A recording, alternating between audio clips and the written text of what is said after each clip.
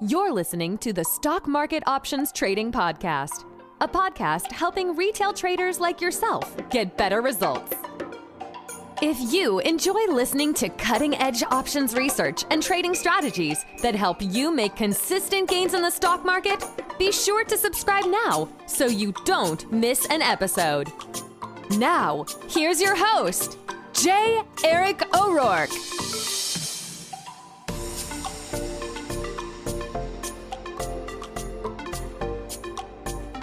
Welcome back to the Stock Market Options Trading Podcast. This is episode 19. My name is Eric, and I've got a great discussion to share with you today around how to automate tracking your options trades to help prove your performance. You know, this has been, it's very difficult to do this, and I really think you're going to enjoy this episode. I got to speak with Ben Latz from wingmantracker.com. He's a young, smart guy, and I think you're really going to get a ton of value out of this episode, just as it pertains to trading in general, but really how you can improve your trading over time. But before we get started, I wanted to let you know that this show is supported by members of my Patreon page for trading options and ETFs. Some of the membership perks include monthly strategy backtests and studies. I got a lot of members that are already listening now, so thank you guys already. Also, members have the ability to ask me questions one-on-one and also get to comment on the studies and you know, for clarification, that type of thing.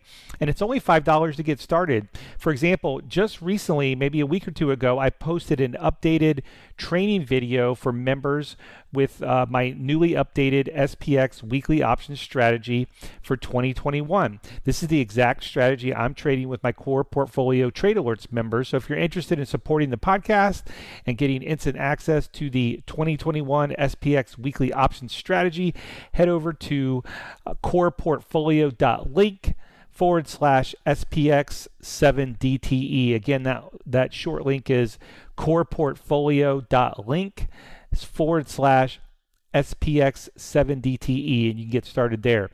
All right, let's get into the interview with Ben Latz from wingmantracker.com. All right, we got Ben Latz from wingmantracker.com. Ben, welcome to the show. Hey, thanks for having me. I know we took us a while to finally get to this episode, but just so for the listeners, Ben did a presentation a few months ago, maybe 4 months ago, to my local options group. And I was really impressed with the software that he's built. And a lot of my friends, colleagues in that group are using it. And so I wanted to get him on the show to kind of talk about it. But and we'll get into that in a minute. But Ben, give me a little bit of your history about how you got into just trading and options and finance in general. And interesting to kind of see, you know, whenever I have people on, I always want to know, how did you get into options? Because it's kind of, you know, I know for us it's like every day, but it's a little obscure for most. I like I don't have any friends that do this, you know, so I always like to know how people got started. So how did you get started? Yeah, happy to share my story. I don't get too many opportunities to. So yeah, I've been really interested in business since middle school. I've been starting, you know, through middle school, high school, started sort of hobby businesses. And so I always envisioned myself, you know, eventually doing my own business. And it was around the time of high school where I started, you know, I had some savings. My dad was investing it for me. So I was watching the markets just for my long-term holdings. And, you know, in senior year, I was becoming 18, right? So you sort of know that you can start trading on your own, having your own brokerage account, that sort of thing. And I noticed that the markets moved a lot during the day, every single day. And I just imagined, okay, well, if there's all this movement, there must be something more actively I can do about it, you know, as opposed to just holding forever. Right. And that's when I started dabbling a little bit into stock trading. And my first exposure was technical analysis, I think, like most people. Mm-hmm. And so I get to college, my first semester, and I'm really into it. I'm on my own. I have full control of my money now. You know, I can do whatever I want. So I learn all I can about technical analysis, and surprise, surprise, I didn't really know what I was doing at all. Had no risk management and quickly started depleting my account. So it was about 6 months later that I found out about options through a friend at school. And that night I started Googling around, learning about the dynamics of options, what it actually means. And, for the next month or so, I fell into the sort of Tasty Trade universe, watching their live streams every day, watching archives. And the thing that connected me the most to options as opposed to stock, this is really the moment that sort of blew my mind, because I had studied some statistics in school, so I understood some foundation to that side of things. And when I saw options actually assigning probabilities to where the stock's going to move, that's really where the light bulb went off, because it just made so much sense to me right from the start. I was like, this makes so much more sense than trying to gamble and guess where a stock is going to go. I can feel like I can approach this intentionally with some strategy, with some math, and hopefully do better.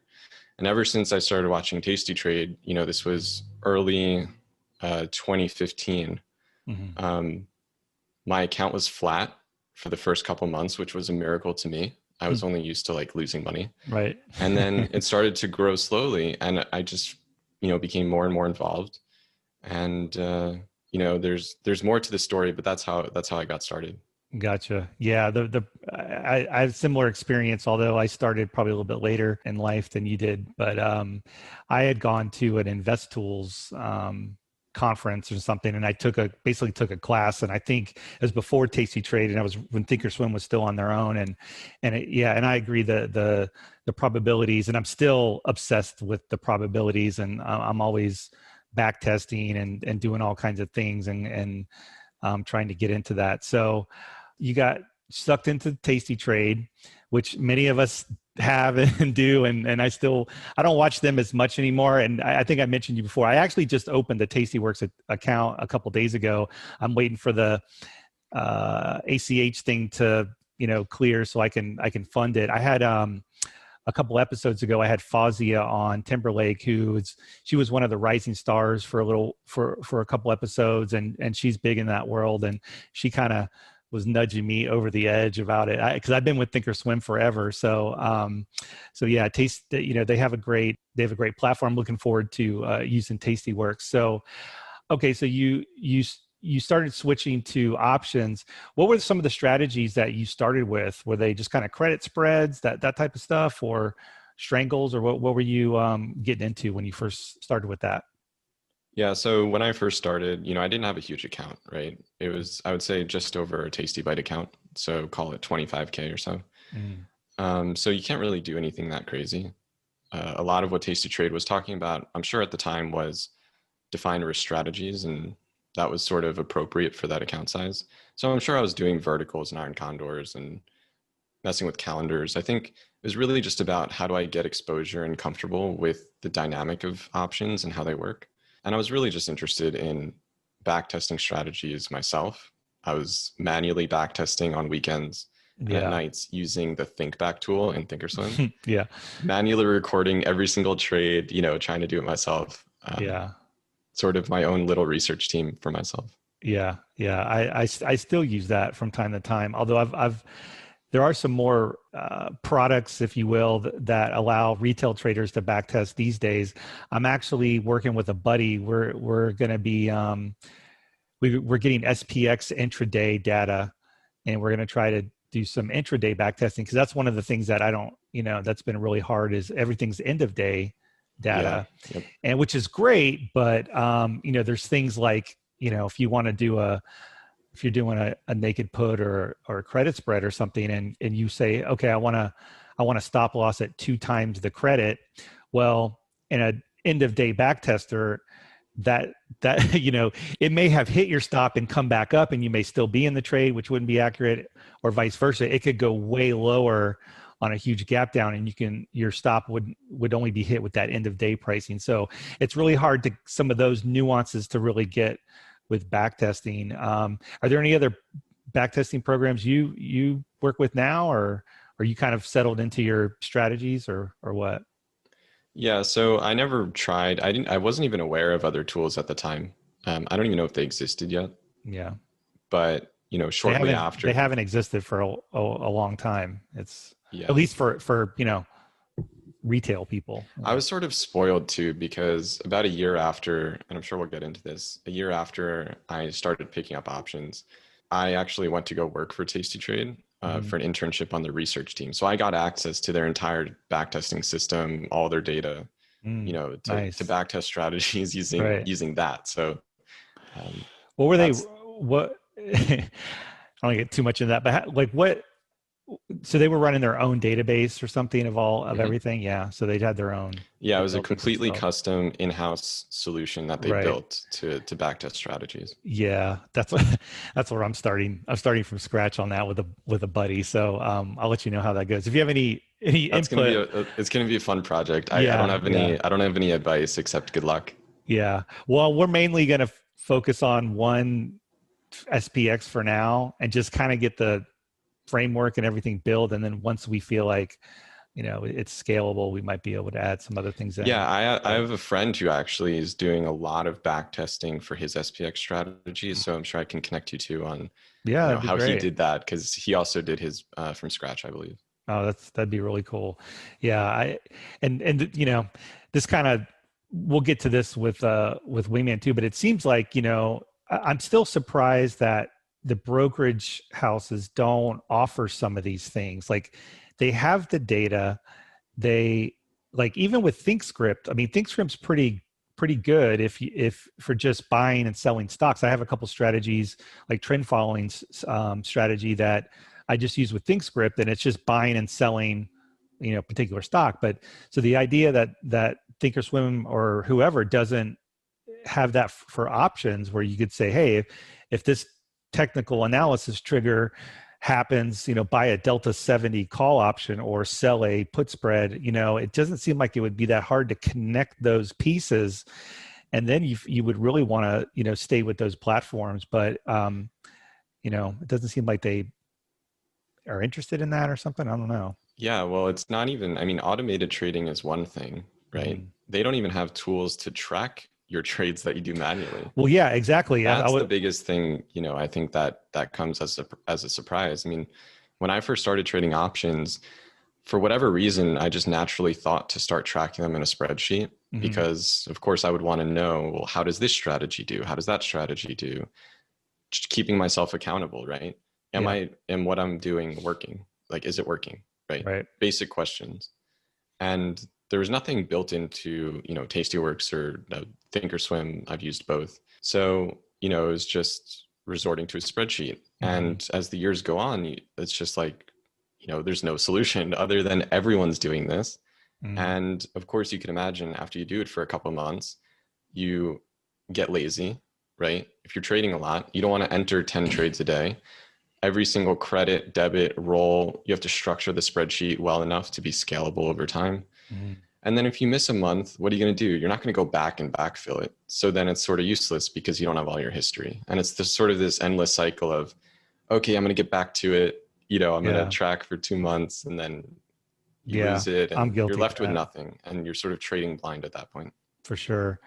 So I'm assuming that once you started getting more comfortable with options and maybe doing more advanced multiple positions, is that when you sort of came up with Wingman Track? You're like, there's got to be a better way, and you're like, I'm just going to do it myself, or is that how you ended up there, or how did you end up Yeah. with Wingman?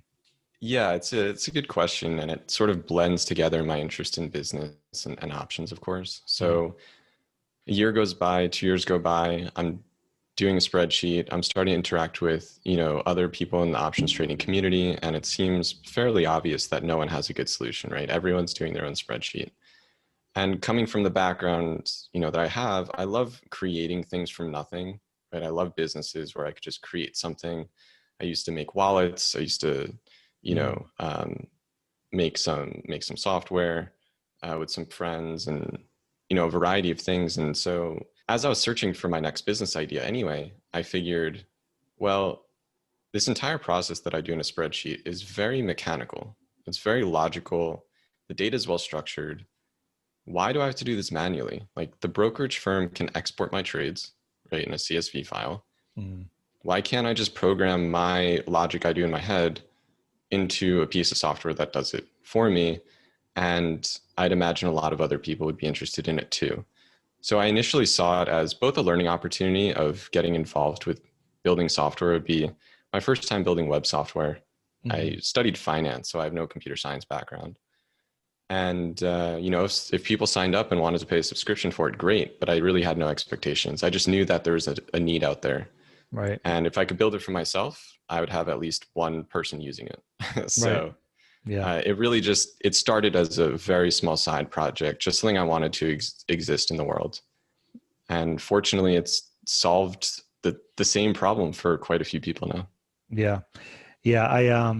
I was definitely impressed with the software when I looked at it and was just thinking of like, oh my gosh, because I'm guilty of doing the spreadsheets. And for me, I'm pretty good about every time I enter and I do that, I go to my spreadsheet and I put it in there.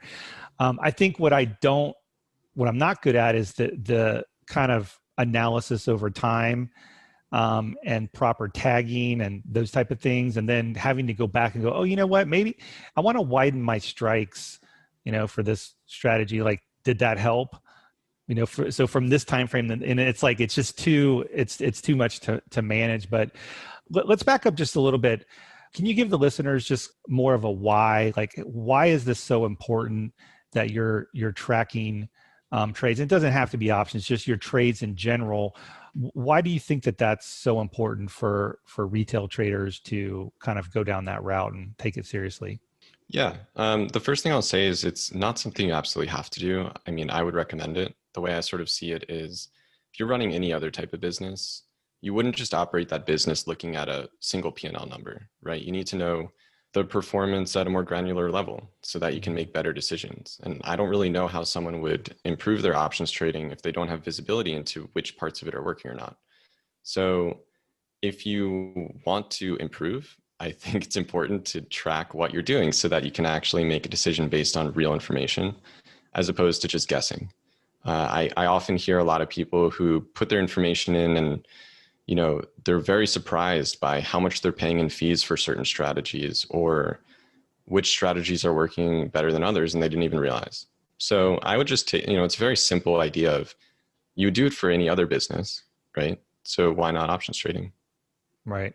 Yeah, that makes a lot of sense. And I think after you trade for a few years, you realize you really need that information, because I know for a while, I was guilty for a long time of impulse trading, just on my own and just, momentum. And I would just buy something. And then the trades I was actually tracking, I was like, oh, I'm doing pretty well. Right. But then my count wasn't doing as well as the trades I was tracking. And it was because I was just taking these impulse trades and I didn't include those in my tracking. So it's like, oh, that's that's more of a speculative. I think we're all guilty of that. If you're doing a very strategic approach, you're systematically selling puts or you're doing this and that, and then you dabble with some future scalping and all of a sudden that takes away, 2 months of profit. It's easy to dismiss it and say, oh, that was just a one-time thing. But if you keep doing that and you're not holding yourself accountable and you're not tracking it and seeing about, how big of a difference that makes. Yeah. I mean, you're not going to really get anywhere. Yeah, the accountability, I think, is keeping yourself accountable is a good thing. The fun part about operating Wingman is that I sort of sit in this independent position where, basically every other actor in this industry, a brokerage firm, an educator, variety of participants, they have certain incentives baked into what information they share and what they want you to know and that sort of thing. But with Wingman, I'm so indifferent. Like, I just show your numbers, as they are, right? Fees are baked into your P&L. Everything is transparent and like in your face. You can't really hide from how you're doing, right? Because I have no incentive to hide it from you, right? The whole point of the tool is keep you accountable, make it transparent, and know how you're actually doing. Right. I mean, it's still surprising to me. At least my optimist is surprised, maybe not my cynical side, that brokerage firms don't include fees and commission in your P&L. So like when people look at P&L numbers, those are with zero fees. So, there's just a lot of little things like that. Right. So it's sort of fun to be in a position where I don't have to care about hiding anything. Right. Yeah, that makes a lot of sense. So I struggled, tracking my trades a little bit. And I like, on the website, and this is wingmantracker.com, I like that term that you had on there, options trading assistant. And I think that's, so really what we're talking about is getting, the way I'm, interpreting a lot of this is getting a lot of value, but saving myself time. And I think that's probably the biggest thing, because once you realize you can just put this information in there and just kind of let the software organize it for you, I think it's a big time factor. So I really like that options trading assistant sort of verbiage that you're using. And so let me ask you, let's talk a little bit about the process. So in general, you're going to export your trades out of your platform, and then you're going to import it, and then the software is going to kind of analyze what you have open or closed. So let's talk about starting that process.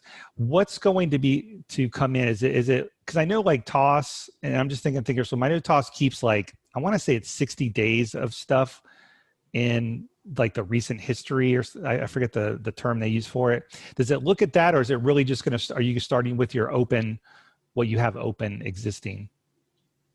Yeah, so Thinkorswim, I think they store basically your entire account history, but not all brokerages do that. With Wingman, the way it works is very, very simple. My whole idea is to keep it not overwhelming. It used to be where you can backload as much history as you want, and it just leads to overwhelm trying to reconcile so much history. So the way it works now is it just takes a snapshot of your current holdings, right? It creates that starting point of what do you have open right now? And then you would import trades going forward. And Wingman, the process is, right, you have a CSV file that has your current holdings. And at no point do you ever have to even open these files, edit them. The software takes it as is. So you export from Thinkorswim or your brokerage, you import to Wingman, spins up all your current positions, and you're done for your setup pretty much. Then going forward, you'll just export any new trades that you have. And again, not touching the file at all, just a direct import to Wingman. And it'll bring those trades in, it'll parse them, it'll figure out, do these belong to an existing position, or should I create a new position? Every time it modifies that, it recalculates your cost basis, your P&L, keeps you up to speed. And the day-to-day process is about 1 to 2 minutes for each account. So it becomes a habit pretty quickly, and you don't really have to do anything, which is kind of the whole point. Right. I like that you don't have to open the spreadsheet. So the fact that you can just download and then. Yeah, I mean, if I had people create their own CSV file or have to edit a file, that sort of defeats the whole purpose of saving people time. Right. You might as well manually enter trades. Yeah. So I know one thing, like I trade, we talked a little bit about this, like I trade a lot of SPX, but I'll trade different strategies on SPX and have different positions on. So what's the best way to, for me to track my, let's say my 7-day weekly options versus maybe my monthly options, but it's still all under the same ticker? How does that work? The biggest approach or differentiation I took with Wingman versus how your brokerage firm could display your positions is I separated out the ticker from positions. So you can have multiple positions within one underlying, right? Okay. That's how a lot of us trade, right? You can have, as you said, you have a bunch of different SPX ones at the same time. You need to know which legs belong together, right? What strategies are they so you can track them independently? What's my cost basis across those legs together as a package? And then as you roll those, you want to keep that roll within the same position effort. So the way Wingman works is it figures out your separate positions within one underlying.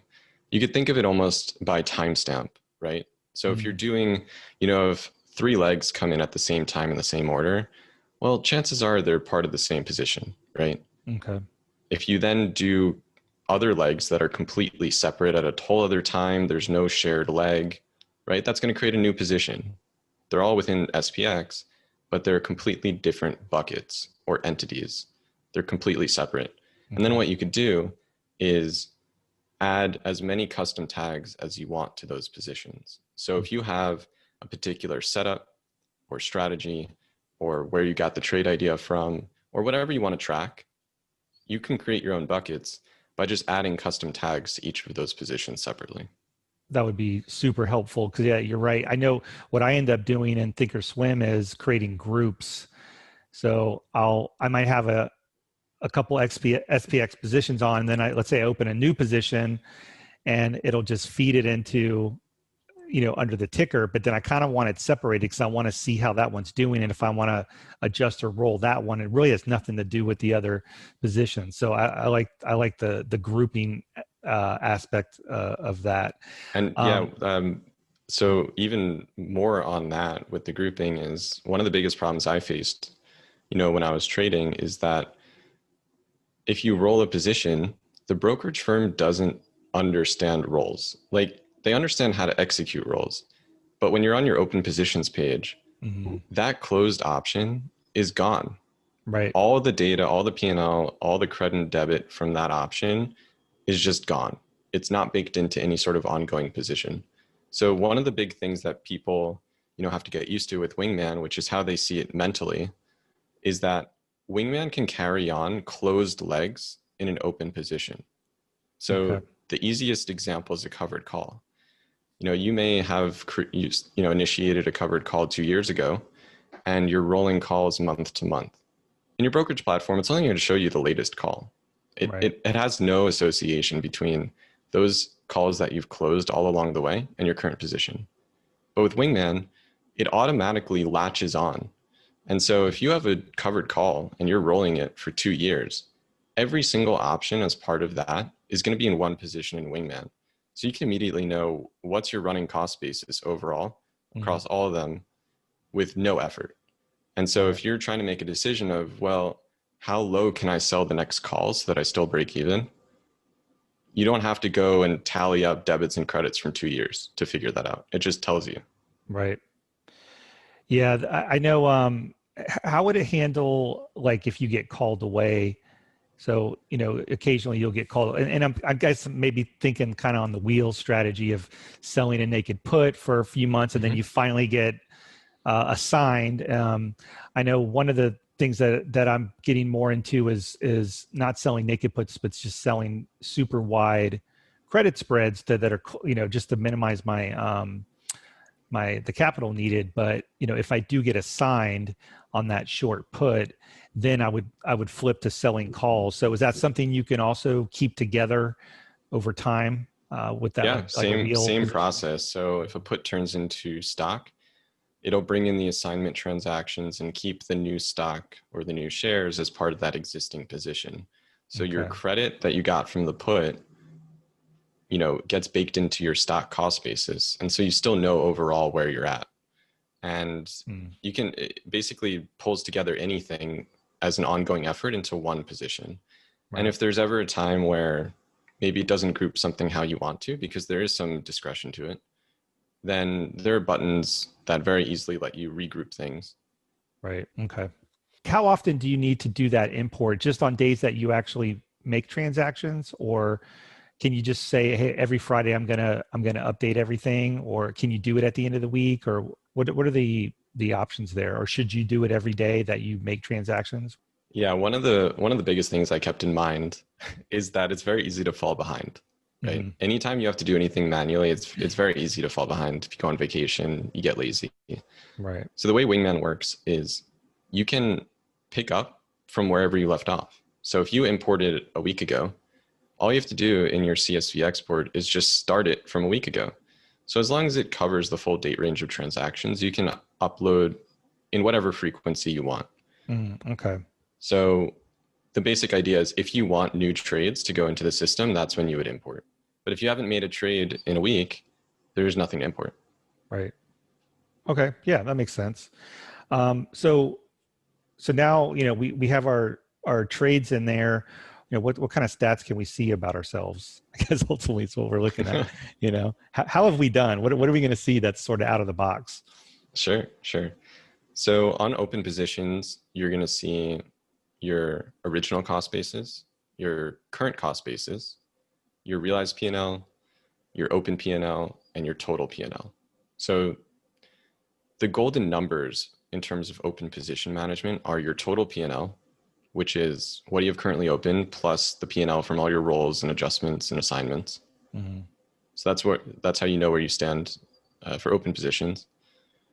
For closed positions, I took kind of a simple approach to analysis. I think you can glean a lot of insight from the basics. I think a lot of software goes pretty crazy with what you can analyze. And for some people, that's what they're looking for. For most people, I think the basics, keep it focused and keep it simple, because you can make a lot of decisions from pretty straightforward metrics. So some of the examples are looking at average P&L per trade, win rates, right? Average P&L per day. What's the size of your average winner versus average loser? It's really important to keep track of. Some people may say, wow, I have a 90% win rate, but if your losers are 20 times bigger than your winners, you're still losing money. Right. Yeah. And I think so those are sort of the most prominent metrics, and you can slice and dice that based on the strategy, based on the underlying. You can do it across multiple brokerage accounts or just one. You can do that for any date range you want, right? Any of your custom tags, all these metrics, you can create your own custom buckets, as we mentioned earlier, so that you can track, how am I doing from this newsletter that I follow and the trade ideas that they've generated, or how does this custom setup do? Right. And there's a couple charts. So one chart helps you identify outliers. So it's this nice little dot plot, scatter plot, where it'll graph out each individual P&L of your positions across time. So what you would want to see in sort of a balanced, healthy portfolio, I guess, is you want to see your P&Ls clustered, right? You want your wins and losses to be roughly the same size. So it really helps you identify what were your huge winners or losers that can heavily skew your performance. And it'll show you, just hover over it, and it'll show you which one was that crazy P&L that could be skewing things. Right. So that, I think the value is largely in being able to bucket the analysis as opposed to the breadth of the actual metrics themselves.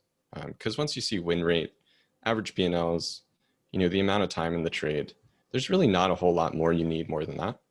Right. You just need to see it broken down by strategy, by tag, by underlying, et cetera. Okay. Well, I got thinking about that. I was kind of working with this other trading journal software, which has a lot of drawbacks. One of the things that, about the average P&L that I guess I have a hard time still putting together is, I'll buy ETFs and things, and sometimes understanding, helping me understand my position size.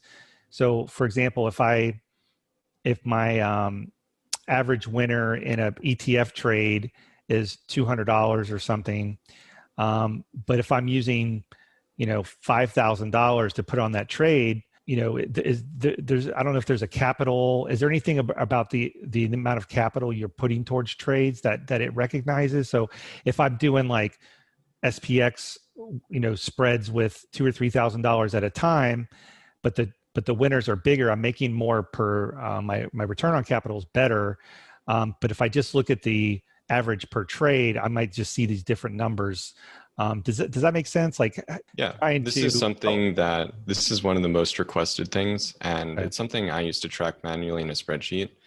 Something I'm trying to figure out how to sort of automate in a software, because one of the challenges is when you do your own spreadsheet, you have really full control over how you want to calculate things and any one-off weird scenarios you can account for. When building software for a lot of people, you have to be very careful about how you approach things, what assumptions you put in. So when it comes to something like return on capital, the challenge is that there are quite a few different ways of calculating that. What is your denominator? Is it your buying power? Is it your max loss? Right. How does that change when you roll, right? What do you include in rolls? What do you include in assignments? So it definitely makes sense to measure your performance using percentages in that respect, so that you can sort of normalize out your trade size. But right now, Wingman just does it by raw dollars.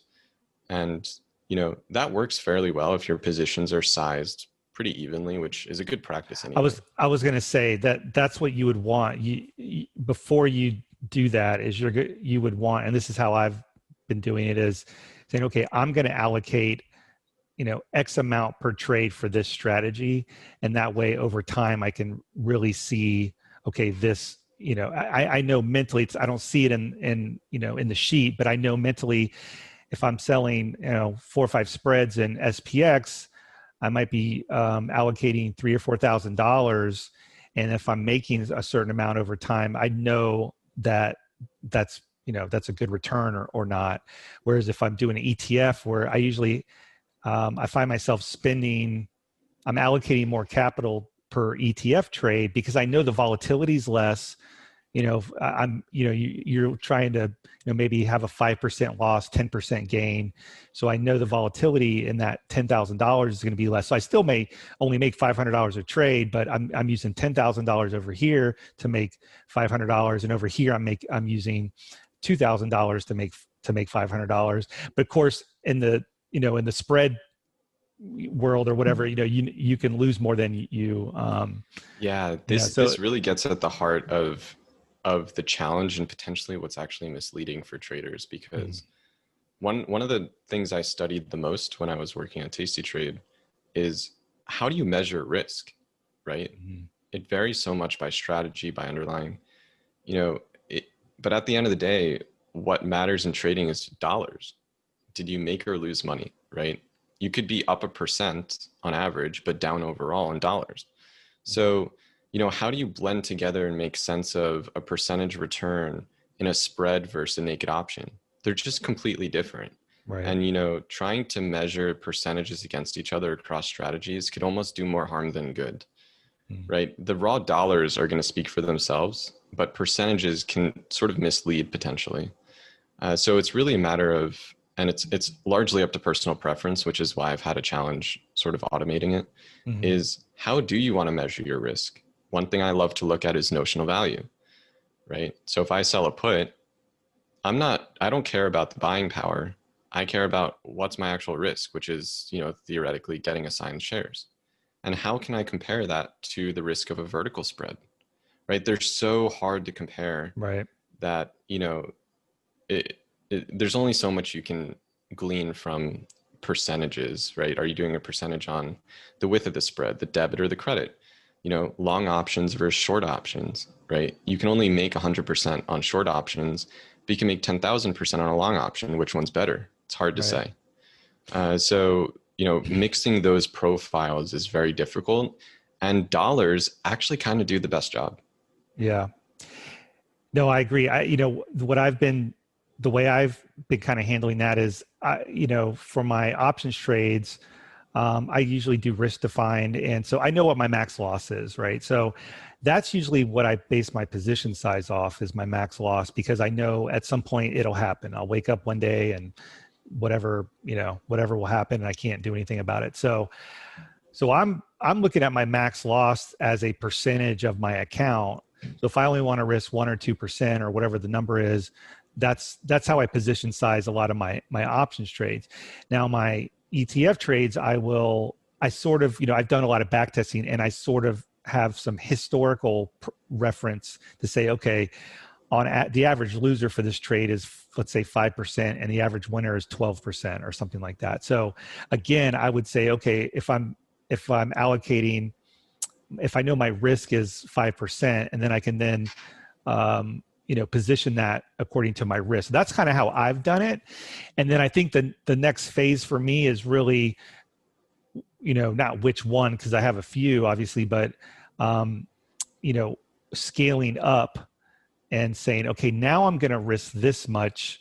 I'm going to risk more because I really haven't seen that loser. So that's kind of where I'm at. But yeah, you're right. I didn't really think about that from a software perspective. There are a lot of different trade types, and when you get into selling naked options and the jade lizards of the world, there's so many combinations that it's probably, I would imagine it's hard to really come up with that single, especially when it incorporates rolls through time, right? Yeah, so you're right. What's your return on capital when you sell a put but then it gets assigned into stock? Right? What do you use as your denominator? There's a lot of interesting questions when you get into the details. So I just try to be careful of what people are looking at because they're making decisions based on it. Right. Well, I know I'm really looking forward to getting my account set up and start, getting my stuff in there. So that's something I'm really looking forward to. What's the best way for people to get in touch with you? Should they just go to the website, if they have questions, or what's the best way to get a look at Wingman Tracker? Sure. So if you're interested in Wingman, you can go to wingmantracker.com. But really, if you're interested in talking with me, I'm happy to discuss options, business. Wingman is sort of a side business for me. I'm very involved in business and personal finance, and I love having conversation. One of my favorite parts of running Wingman is actually the people that I've met. So feel free to reach out to me. I'm most active on Twitter at Ben Latz, BenLatz. You can also email me. My email address is on my website, benlatz.com. So, feel free to start a conversation. There's a lot of great people that I've met. So, hopefully we get to chat. But yeah, if you want to sign up for Wingman and you're listening to this episode, you can get $50 off by just putting in the code Eric, actually. Nice. ERIC, and you'll get $50 off. It's got a C. Yeah, I made sure to get that one right. Awesome. So, just a little treat for your listeners. That's really cool. I run it on my own, so I do all the customer support. So if you message there, I'll be the one responding.